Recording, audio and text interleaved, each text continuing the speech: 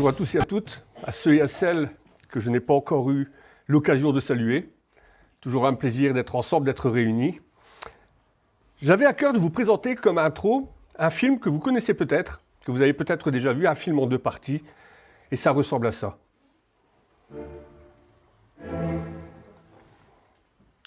Ça vous parle?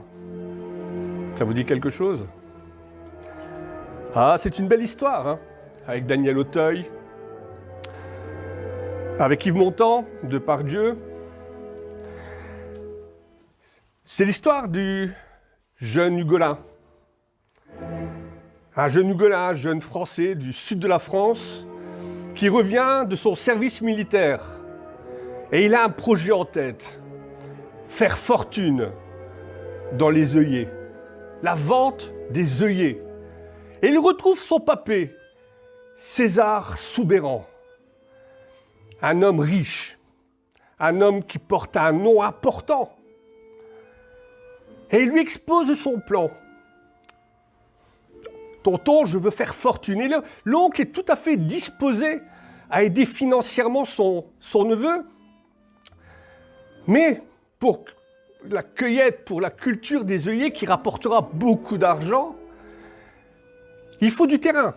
Et le terrain est occupé par un certain Monsieur Jean. Et ils vont mettre un plan.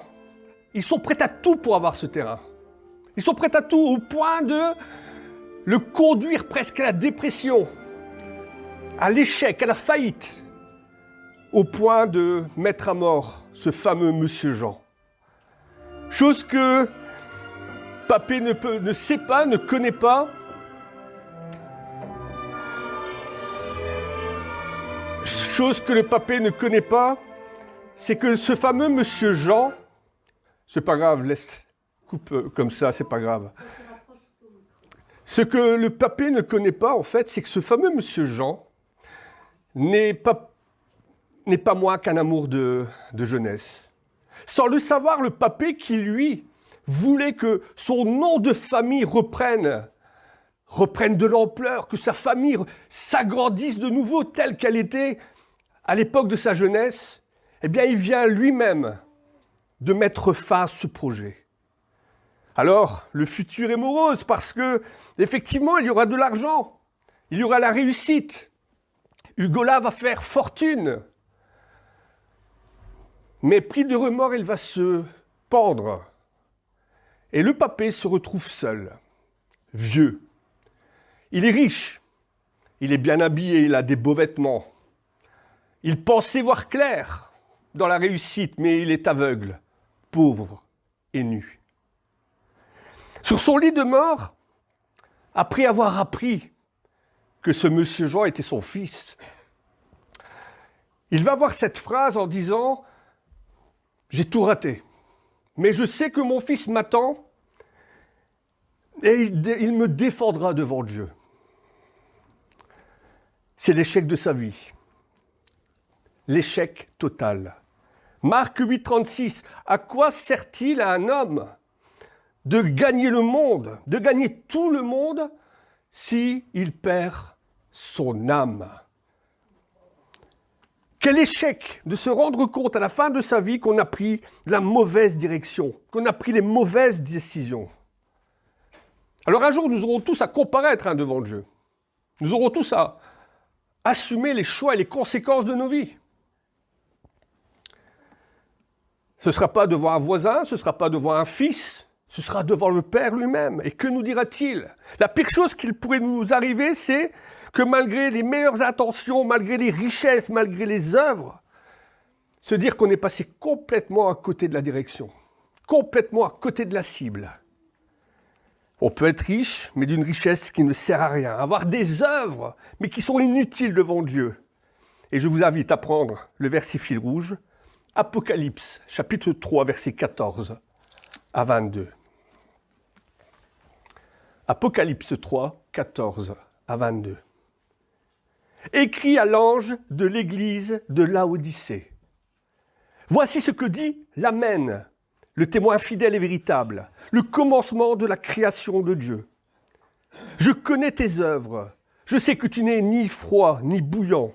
puisses-tu être froid ou bouillant. Ainsi, parce que tu es tiède et que tu n'es ni froid ni bouillant, je te vomirai de ma bouche. Parce que tu dis, je suis riche, je me suis enrichi et je n'ai besoin de rien. Et parce que tu ne sais pas que tu es malheureux, misérable, pauvre, aveugle et nu, je te conseille d'acheter de moi de l'or éprouvé par le feu, afin que tu deviennes riche, et des vêtements blancs, afin que tu sois vêtu et que la honte de ta nudité ne paraisse pas.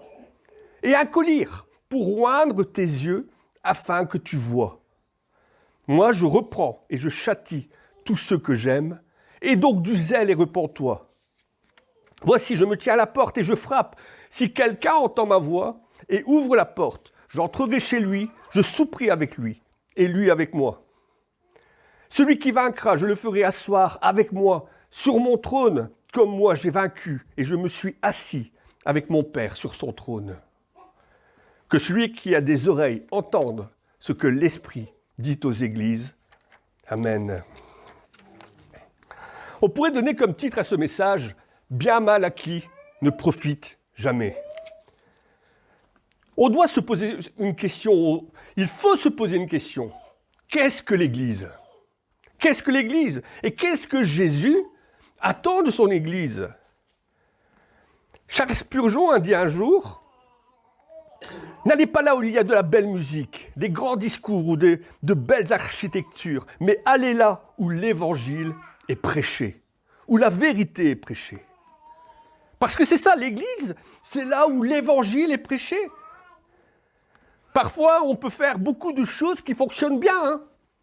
Avoir un super groupe de louanges, avoir une méthode d'évangélisation, faire de belles choses, avoir des œuvres, etc., des locaux impeccables. Mais si l'évangile n'est pas proclamé dans sa vérité, pas un évangile édulcoré, pas un évangile à l'eau de rose, mais le véritable évangile, si l'évangile n'est pas proclamé, ça ne sert à rien. La louange, elle ne sert à rien. Les fêtes, ça ne sert à rien. C'est l'évangile, le vrai, qui doit être prêché. Le grand danger pour l'Église, c'est pas d'échouer, c'est pas d'être nombreux, c'est que la parole de Dieu soit proclamée, c'est que la direction soit la bonne, qu'on ne se trompe pas de cible, qu'on ne se trompe pas de combat. On devrait toujours se poser la question, sommes-nous dans les plans de Dieu ? Ne sommes-nous pas hors sujet ? Quand j'étais gamin, il y avait ça à l'école, il y avait souvent des expressions écrites. On nous donnait un thème et on devait parler pendant 5, 10, 15, 20 minutes. Je ne sais pas si ça existe encore, ça. Et une fois, le titre me parlait bien, c'était sur la peine de mort, je me rappelle encore. Et j'ai travaillé sur ça, le sujet me parlait bien. Et je me suis retrouvé avec une ligne rouge à travers de ma feuille, avec marqué en tête, hors sujet. Et c'est ça qu'il faut se poser la question en tant qu'Église. Ne sommes-nous pas hors sujet? Sommes-nous bien dans les plans de Dieu? Tel que, il nous a donné un thème, il nous a donné un sujet, c'est sa parole. Sommes-nous dans les plans de Dieu? Sommes-nous dans la bonne direction de sa parole? Ou est-ce qu'on ne va pas tout droit dans le mur? Un peu comme le Titanic. Plus grand bateau, insubmersible, première traversée, pleine vitesse. Quand on a vu l'iceberg, il était trop tard, on ne pouvait plus tourner. Et le jour où on se présentera devant Dieu, il n'y aura pas à dire « Ah, je ne savais pas, ou j'étais à côté ». Soit on n'a pas compris ce que Dieu attendait de nous, ou pire, on savait, mais on a détourné sa parole pour combler notre avantage personnel et notre ego. Parce qu'un jour, certains se présenteront devant Dieu, je ne veux faire peur à personne, je veux pas faire peur aux gens, hein, mais certains se présenteront un jour devant Dieu et Dieu leur dira, Matthieu 7, versets 21 à 23, « Ceux qui disent Seigneur, Seigneur n'entreront pas tous dans le royaume des cieux, mais celui qui fait la volonté de mon Père qui est dans les cieux. » Plusieurs me diront ce jour, Seigneur, n'avons-nous pas prophétisé par ton nom? N'avons-nous pas chassé les démons par ton nom? N'avons-nous pas fait beaucoup de miracles par ton nom? Alors je leur dirai ouvertement, je ne vous ai jamais connu. Retirez-vous de moi, vous qui commettez l'iniquité. Ce sont des phrases fortes, mais c'est la vérité. La lettre de l'église de Laodicée, c'est la lettre la plus dure que Jésus envoie à ces églises. Parce que si on y regarde de près, il n'y a aucune éloge de fait à cette église. Jésus ne fait aucune éloge à cette église. Vous vous rappelez la pub Canada Dry dans le temps? On disait Canada Dry, c'est la couleur de l'alcool. Ça ressemblait à l'époque à un crément bien doré. C'est la couleur du champagne. Ça a la saveur, ça a l'aspect, mais ce n'est pas de l'alcool. C'est du soda. Et l'église de Laodicée, elle ressemble à une église. Elle a une parure d'église. Elle a un message qui peut ressembler à l'évangile. Mais ce n'est pas l'évangile. Ce n'est pas l'évangile, ce n'est pas une église. Elle en a juste la façade. C'est pourquoi elle se distingue des sept autres dans le sens où Christ ne lui adresse aucune éloge. Tellement sa situation est critique. Une église en phase terminale. Son bilan de santé, il n'est pas bon. Quand on regarde, c'est le plan de Las Vegas, ça clignote rouge de partout. Alors pour comprendre pourquoi Jésus s'adresse à Laodicée comme cela, il faut comprendre son contexte, son histoire. Parce qu'il reflète sa santé spirituelle. La ville de Laodicée est une ville dans l'actuelle Turquie. C'est une ville riche, située sur un plateau rocheux, s'élevant à quelques centaines de mètres. Ce qui la rendait presque imprenable. Elle était sûre d'elle, sûre de sa puissance géographique. Mais sa vulnérabilité tenait dans son approvisionnement en eau. Parce qu'il fallait faire venir l'eau à plusieurs kilomètres par des aqueducs. Et l'eau, forcément, lorsqu'elle arrivait, elle n'était plus de première fraîcheur. On peut facilement comprendre que lorsque la ville était assiégée, il fallait simplement couper les aqueducs, couper l'arrivée d'eau. Ce qui la rendait faible. Alors Laodicée vient du roi Antiochos II qui lui donna le nom de sa première épouse, à titre d'information. Mais à l'époque, cette cité, Laodicée, était connue et reconnue pour sa laine noire. On faisait ses vêtements, de beaux vêtements, des tapis. Il y avait aussi un centre de médecine spécialisé dans le collyre pour les yeux. Et donc, ils avaient beaucoup de richesses. Sa richesse, son collyre, son textile. 3 qualités qui sont en fait, pour Laodicée, des faiblesses. Et nous allons le voir, et Jésus va mettre le doigt dessus. Parce que c'est Jésus qui s'adresse à cette église. Et il s'adresse à cette église personnellement, tout comme il le fait pour chacune de ces églises. Nous connaissons l'auteur du livre de l'Apocalypse, Jean. Il va écrire cette lettre lorsqu'il sera envoyé sur l'île de Patmos, une île pénitentiaire. C'est là qu'il va recevoir la révélation de Jésus. Il va recevoir la révélation, il va recevoir ce qu'il va arriver. Et Jésus parle par l'intermédiaire de Jean. Et il avertit ces églises. Relisez Apocalypse 1, 12 à 20. Jésus se tient au milieu des 7 chandeliers, c'est-à-dire des 7 églises. Il possède dans sa main les 7 étoiles qui sont les responsables, les anciens, les diacres, les pasteurs. Et il est au milieu des églises et il est qualifié pour juger. Il identifie les problèmes. Il donne son diagnostic. Et je me dis souvent, mais que pense-t-il de nos églises? Il est au milieu de nous. Il regarde. Il pose son jugement. Comment nous jugerait-il? Nous l'avons lu, il dit, il est l'Amen, il est la vérité. Ce qu'il affirme est vrai. Ce qu'il affirme est véritable. Il l'a confirmé par les promesses du Père. Il est aussi le témoin fidèle. Non seulement il est la vérité, mais en plus, il confirme en tant que témoin les choses qu'il dit. Il certifie son témoignage. Il est digne de confiance alors. Et il pose son diagnostic. Et celui de Laodicée, inutile de vous dire qu'il est mauvais. Nous avons lu « Je connais tes œuvres. Je sais que tu n'es ni froid ni bouillant. Puisses-tu être froid ou bouillant ?» Ainsi, parce que tu es tiède, tu n'es ni froid ni bouillant. Je te vomirai de ma bouche. Vous vous rendez compte? Cette phrase est forte, hein? Je te vomirai de ma bouche. Parce que tu dis « Je suis riche, je me suis enrichi et je n'ai besoin de rien. » Et parce que tu ne sais pas que tu es malheureux, misérable, pauvre, aveugle et nu. Ça en fait beaucoup, hein? Beaucoup de reproches quand même.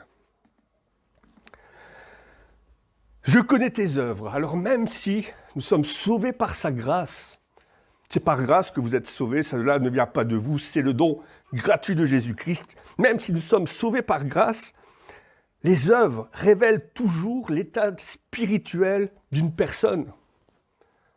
Un arbre sain ne donnera que des fruits sains. Une rivière d'eau douce donnera toujours de l'eau douce. Un chrétien mature, un chrétien bouillant, ne peut donner que des bonnes œuvres. Les bonnes œuvres ne conduisent pas à Jésus, mais c'est Jésus qui nous conduit à des bonnes œuvres. Et Jésus connaît les œuvres de Laodicée, elles sont mauvaises. Une église qui n'est ni froide ni bouillante, mais tiède. Et Jésus fait ici allusion justement aux aqueducs qui servaient à distribuer l'eau de la ville de Laodicée. Parce que les canaux étaient à plusieurs kilomètres, l'eau, lorsqu'elle arrivait, était tiède. Elle n'était plus fraîche comme l'eau d'une source. Elle n'était pas bouillante non plus comme les eaux thermales qu'il pouvait y avoir dans les villes aux alentours. Une eau qui était croupie, tiède, qui ne servait à rien. Un peu à l'image spirituelle de cette église. Des chrétiens tièdes. Des chrétiens qui donnent la nausée. Vous remarquerez que la Bible, il n'y a pas d'entre-deux. Dans les pays, dans les nations, on dit que la Suisse est un pays neutre. Eh bien, il n'y a pas des chrétiens neutres. Ça n'existe pas un chrétien neutre. Soit on est enfant de Dieu, soit on est fils du diable. Il n'y a pas d'entre les deux. On ne peut pas non plus manger à deux tables. Vous ne pouvez pas boire à la coupe du Seigneur et à la coupe des démons.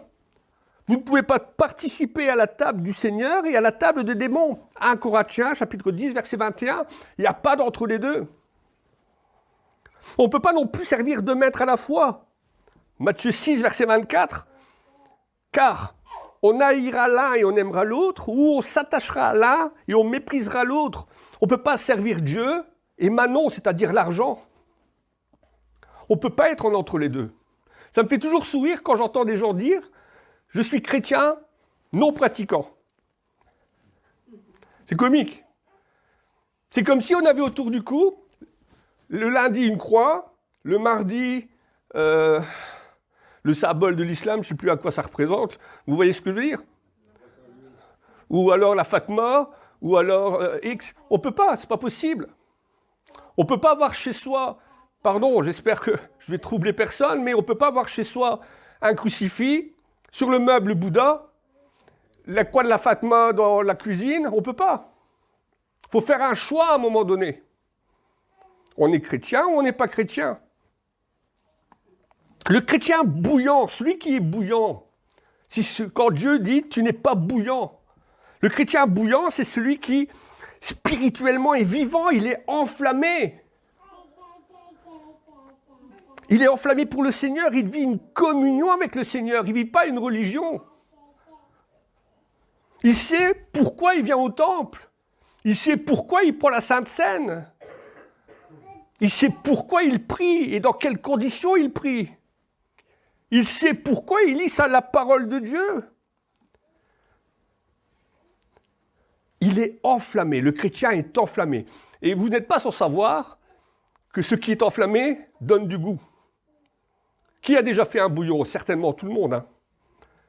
Au début, on met les légumes, on met la viande, et on fait quoi? On fait bouillir. Et quand on fait bouillir, que se passe-t-il? Il y a de l'évaporation. Et ce qui reste, ça a du goût. Le chrétien, enflammé par le Saint-Esprit, s'est évaporé de tout ce qui était inutile. Et ce qui reste maintenant dans son cœur a du goût. Il est enflammé, il est bouillant. Il est le sel du monde, il est le sel de la terre, il donne du goût au monde. Il donne au monde une saveur agréable. Heureusement qu'il y a l'évangile dans le monde. C'est l'évangile qui donne du goût au monde. Le monde serait triste sans l'évangile. Celui qui est froid a rejeté Jésus. Il a rejeté l'évangile. Il n'est pas chaud. Mais quelque part, il n'est pas hypocrite. Et il faut mieux être froid que tiède, dans un certain sens. Parce qu'il sait, il a dit non, je ne veux pas de l'évangile. Il est honnête envers lui-même, il est honnête devant Dieu. Et il assumera ses conséquences devant Dieu, mais il est honnête. Parce que celui qui est tiède n'appartient à aucune de ces deux catégories. Il fréquente l'Église. Il prétend connaître Dieu, le Seigneur. Il prétend tout connaître, mais en fait, il ne connaît pas grand-chose. Il ne sait juste pas se positionner. Il pratique une religion. Il est incrédule. Il est hypocrite. Il a du zèle peut-être, mais sans intelligence. Il est imbu de lui-même souvent. Il ne s'investit pas. Vous connaissez la différence entre un chrétien tiède et une girouette, c'est comme celle que l'on voit sur le haut des clochers? C'est qu'il se fixe qu'une seule fois qu'il est rouillé. Une fois qu'il a pris de l'âge, il se fixe à son église et il ne bouge plus. La tiédeur de Laodicée est liée à son aveuglement. Ça, c'est comique pour une cité qui se prétendait avoir un collier pour les yeux. Cette cité est en fait aveugle. Cette église est aveugle. Liée à son aveuglement. Un peu comme le papé, il dit « Je suis riche, je n'ai besoin de rien ».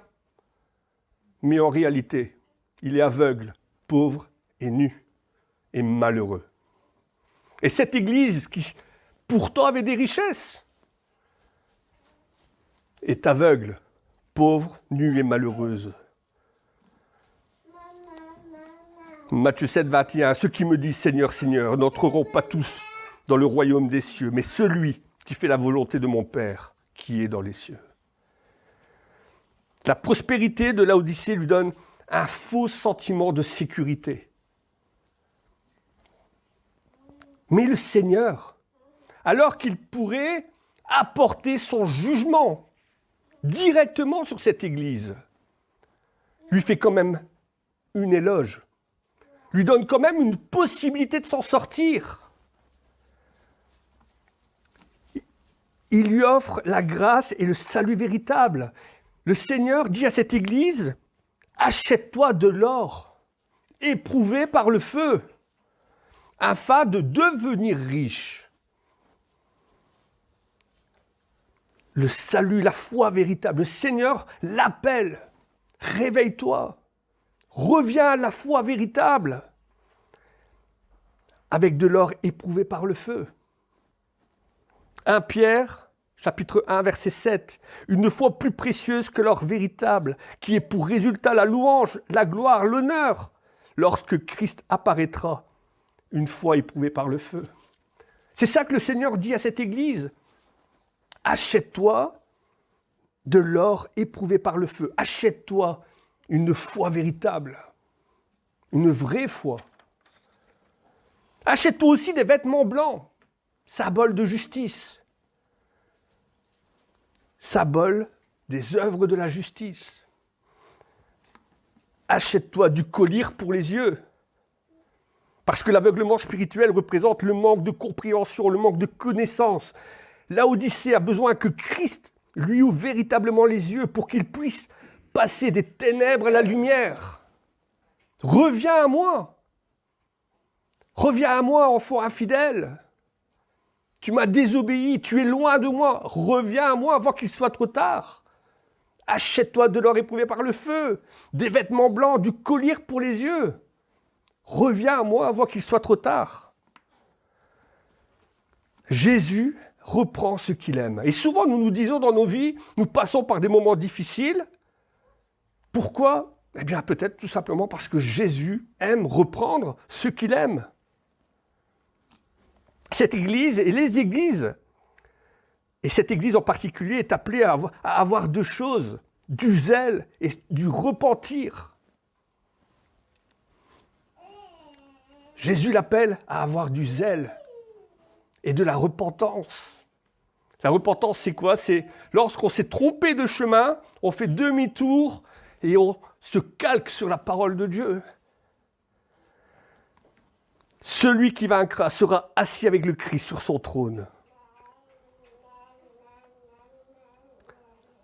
Le papé avait réussi à tromper tout un village en obtenant une fortune bien mal acquise. Preuve qu'alors il était riche et que son nom était puissant, eh bien il était malheureux, aveugle et nu. Et pour cette église, c'est la même chose. En fait, l'église de Laodicée ressemble un petit peu à ce pharisien que vous connaissez dans Luc 18, 10 à 13. Laodicée, c'est le pharisien qui est debout devant l'autel et qui dit « Merci Seigneur que je ne sois pas comme cet homme là-bas dans le fond, malheureux, voleur, menteur, injuste, adultère. Moi, je jeûne 2 fois par semaine, je donne la dîme, je donne tous mes revenus. » Alors que le publicain, lui, se tenait derrière, se frappait la poitrine à distance parce qu'il n'osait pas lever les yeux au ciel. Et il se disait, oh Dieu, sois apaisé envers moi, qui suis un pécheur. La vanité de Laodicée ressemble à la foi de ce pharisien. Je n'ai besoin de rien. Merci Seigneur que je ne sois pas comme ces autres du monde. Je n'ai besoin de rien. Alors que Dieu résiste aux orgueilleux, mais il fait grâce aux humbles. Jacques 4, 6. Par contre, celui qui s'humilie, qui admet ne pouvoir se sauver par lui-même, sera élevé. Les damnés croient que le royaume de Dieu est un dû. Les rachetés savent que c'est le don gratuit de Jésus-Christ. Et en cette période de Pâques, ça devrait nous rappeler la puissance et l'appel de la croix. Ne soyons pas vaniteux. Si Dieu ne nous avait pas choisis, comme tu l'as mentionné tout à l'heure, personne n'aurait pu s'approcher de lui. Glorifions-nous donc de nos faiblesses, afin que la puissance de Christ puisse reposer sur nous. À lui la puissance et la gloire. Amen. En effet, Seigneur, mon Dieu, merci pour ta parole, Seigneur. Merci parce que nous avons continuellement besoin de calquer notre vie sur elle. Toujours nous remettre dans la bonne direction, Seigneur, par rapport à ta parole. Voir, Seigneur, si nous sommes dans les clous. Voir, Seigneur, si nous sommes sur la bonne voie. Et Seigneur, si nous ne le sommes pas, conduis-nous, comme la prière de David, sur le chemin de l'éternité. Seigneur, que par la puissance de ton esprit, tu puisses nous guider, nous restaurer, nous fortifier et nous permettre de ces chrétiens bouillants, de ces chrétiens enflammés, Seigneur, de ces chrétiens zélés pour toi. Loin de la tiédeur ou de la froidure, mais que nous soyons enflammés, Seigneur, pour toi et pour ta parole. À lui soit la gloire. Amen.